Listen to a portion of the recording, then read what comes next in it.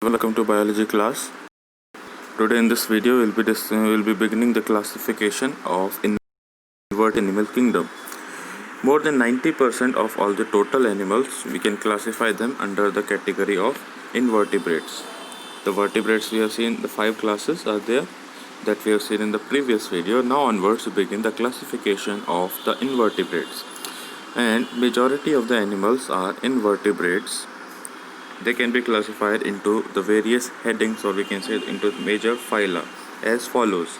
These are the Porifera, Cylindrical, Platyhelminthes, Nemathelminthes, Annelida, Arthropoda, Mollusca, and Echinodermata. So all these are the different phyla or phylum.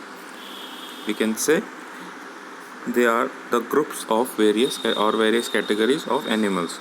So we will be discovering from phylum Porifera to Annelida in this video. What are the animals which are present in this and what are the characteristic features of those animals.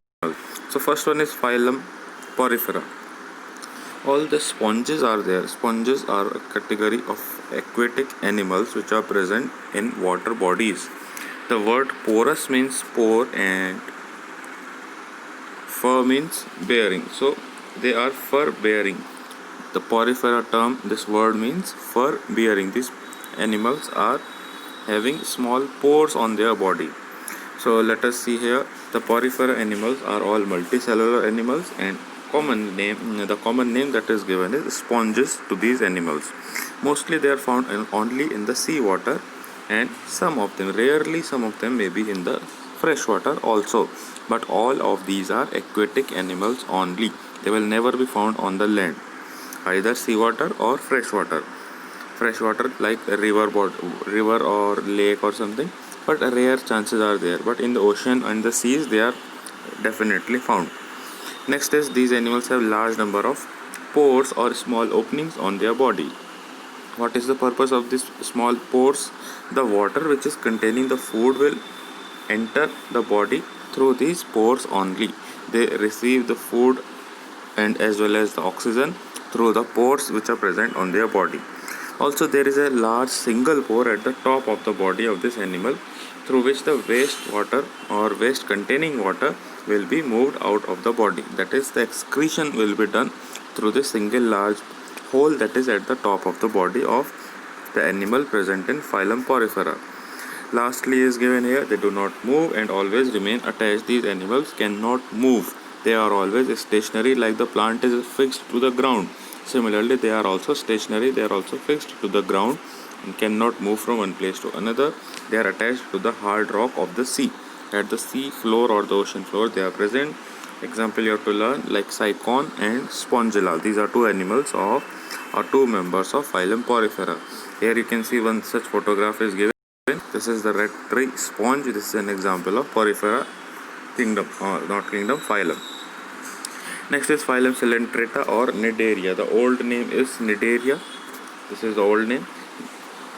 Nowadays we call it as Cylindrical. The meaning of this word Cylindrical, it is made from the word koilos, means holly, that is cylind, and entrata means what? Gut. So it is hollow gut, means inside their body there is a cavity, empty space is there. Let us read this one now. They are also aquatic animals. Only in water bodies you will find them, and most of them are in the marine environment, that is in the sea or in the ocean. They will be found. They are not found in the river water or lake or something.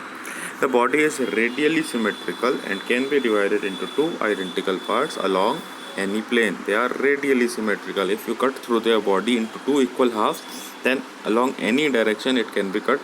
Such kind of symmetry is called radial symmetry. Next is the body is hollow. From inside the body is empty, and it is tube-like structure with only one opening called the mouth. Only one opening in the mouth, in the body, that is the mouth, and total body is empty like a tube-like structure they are having.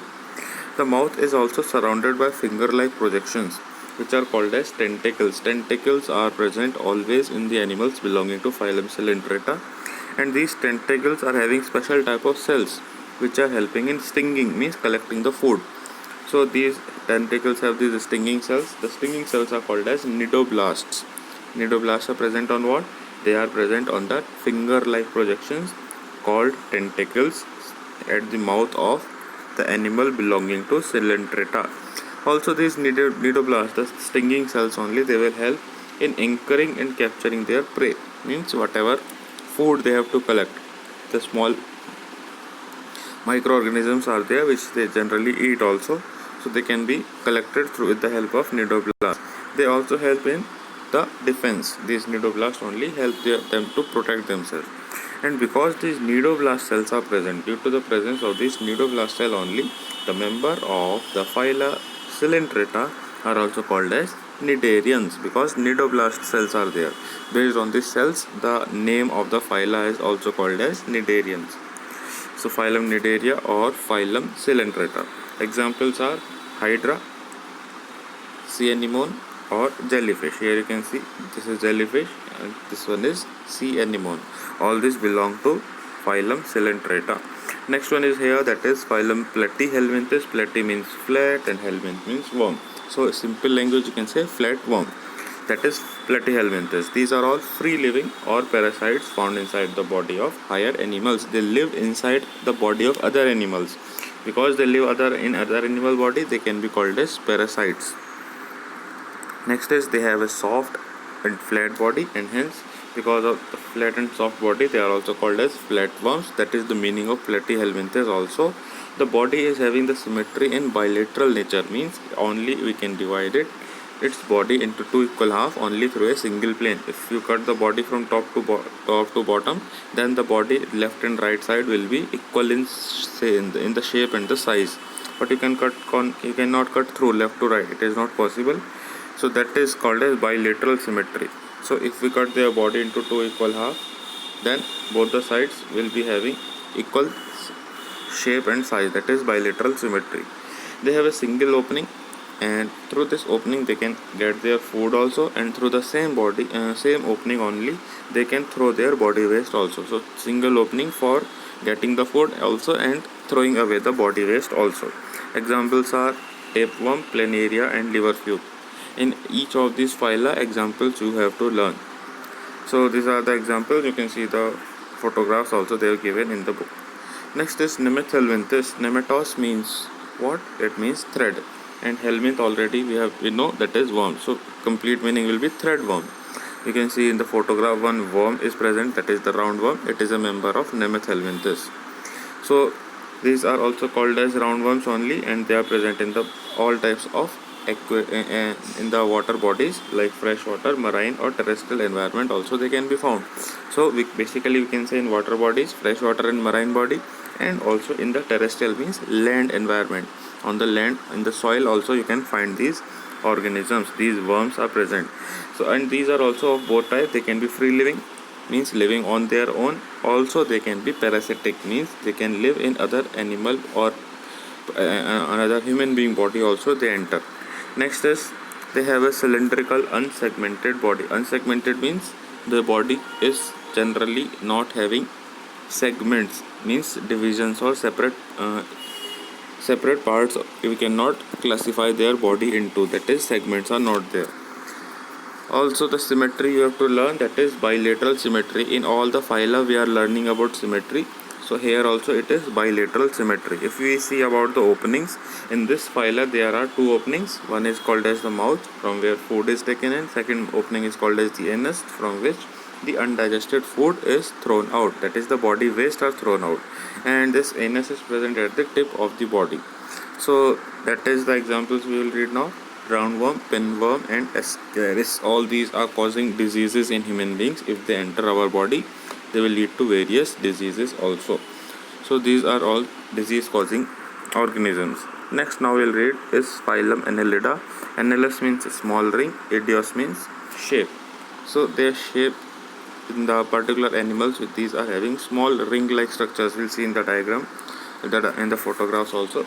So these are segmented. Previously we have seen Phylum Nemathelminthes, the roundworms, and in that we have seen they are unsegmented.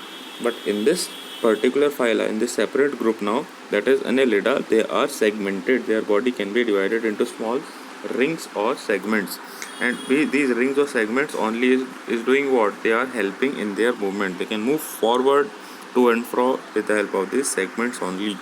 Where they are present? They are present in the land, that is they are terrestrial also they are present in water, that is freshwater or marine animals. They can be found in the freshwater bodies or in the sea or the ocean, that is marine water bodies. They are having a true body cavity along with the alimentary canal. That is, alimentary canal is the digestive system. A proper digestive system has started to develop from these organisms. Before these, we have not seen any such any alimentary canal or digestive system was not there. But from Annelida, it starts. They are also having a special excretory organ. This you have to learn. Special organ of excretion called nephridia are present in phylum Annelida. All the animals belonging to this Annelida, they are having nephridia. They are working as excretory organs. In our body, excretory organs are kidneys. Similarly, in these phylum Annelida organisms, nephridia is doing the same work. The body possesses a gut, a mouth, and anus. We can divide the body into these three main classifications or categories. Top most part, mouth will be there, then gut is there, that is the alimentary canal only, and lastly anus, that is from which the waste particles will move out. Example, now leech is an example of Annelida. You can see here in this photograph. Also, it is a parasitic animal. What this leech is doing, it will attach to the body of the host. Even the human being body also they can stick, and what they will do, they will suck the blood. The blood they are using as the food. So here you can see this leech is attached to one person's body and it is sucking the blood. Also, another example of this Annelida is earthworm. These are all examples of this phyla. So various phyla we have seen today. We'll continue the next remaining phyla we'll cover in the upcoming video. So all these you have to go through again, read their characteristics and important points you have to learn, and examples of each and every phyla you will learn. In the next video we'll cover the remaining one, arthropoda, mollusca and echinodermata, and then classification will complete there. That is all for this video. We'll meet in the next video. Thank you.